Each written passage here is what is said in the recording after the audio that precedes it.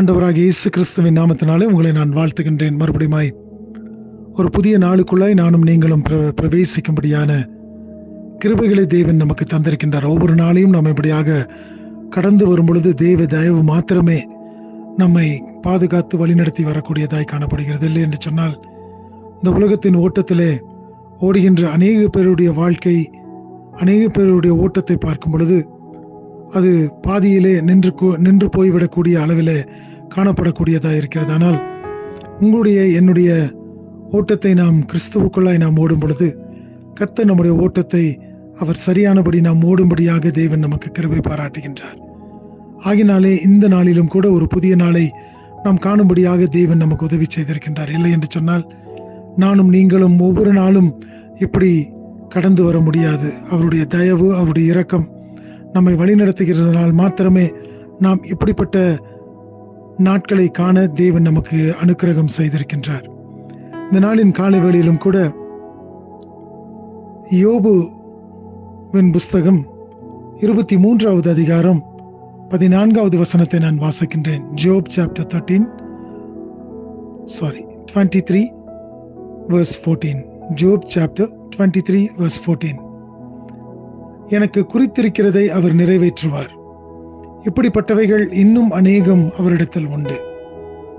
யோபு அநேக காரியங்களை குறித்து சொல்லிவிட்டு அவர் கடைசியாக சொல்லும் பொழுது தேவன் எனக்கென்று சொல்லி ஒரு திட்டத்தை வைத்திருக்கின்றார், எனக்கென்று சொல்லி ஒரு காரியத்தை தீர்மானித்து வைத்திருக்கின்றார். ஆகினாலே நான் எப்படிப்பட்ட காரியங்களிலே அல்லது நான் என்ன முயற்சிகள் எடுத்தாலும் அந்த முயற்சிகள் வீணாகவே காணப்படுகிறது. ஏனென்று சொன்னால் தேவன் என்னுடைய வாழ்க்கையிலே, என்னுடைய குடும்பத்திற்கு, என்னுடைய அனுதின நாட்களிலே தேவன் எனக்கு என்று சொல்லி ஒரு காரியத்தை வைத்திருக்கின்றார். அந்த காரியம்தானே அவர் குறித்து வைக்கப்பட்டிருக்கிறதாய் காணப்படுகிறது.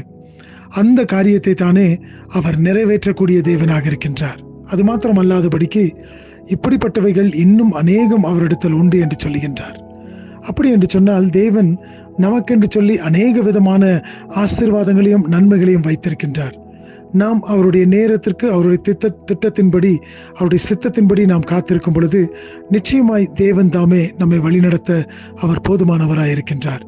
எனக்கு பிரியமான தேவச்சனமே, இந்த நாளிலும் கூட ஒருவேளை நீங்கள் எல்லா காரியத்தை குறித்தும் கவலைப்பட்டு இந்த காரியம் எப்படிப்பட்டதா இருக்குமோ என்று சொல்லி பயந்திருப்பீர்கள் என்று சொன்னால் தேவனுடைய கரத்தில் அந்த காரியங்கள் எல்லாவற்றையும் கொடுத்து விடுங்கள். அவர் தம்முடைய சித்தப்படி எல்லாவற்றையும் நிறைவேற்ற அவர் போதுமானவராயிருக்கின்றார். குறித்த காலத்திலே அவர் வைத்திருக்கின்ற காரியங்களை உங்களுக்கு தரும்படியாக அவர் காத்திருக்கின்றார். ஆகினாலே நீங்கள் பதற வேண்டிய அவசியமே இல்லை. ஏனென்று சொன்னால் தேவன் எல்லாவற்றையும் அறிந்திருக்கின்றார். அந்த காரியங்கள், அந்த ஆசீர்வாதம் உங்களுக்கு எப்பொழுது தேவை என்பதை அவர் அறிந்தவராய் இருக்கின்றபடியினாலே நிச்சயமாய் அவர் அதை தந்து உங்களை வழிநடத்த போதுமானவராய் இருக்கின்றார். இந்த நாளிலும் கூட அப்படிப்பட்ட ஆசீர்வாதங்களினூடாய் தேவன் உங்களை வழிநடத்தி செல்லட்டும். தேவன் தாமே உங்களை ஆசீர்வதிப்பாராக. இந்த நாள் முழுவதுமாய் தேவ பிரசன்னத்தினாலே நிரப்பப்பட்டவர்களாய் இந்த நாளுக்குள்ளாய் நாம் கடந்து செல்லுவோம். தேவன் உங்களை ஆசீர்வதிக்கட்டும். ஆமேன்.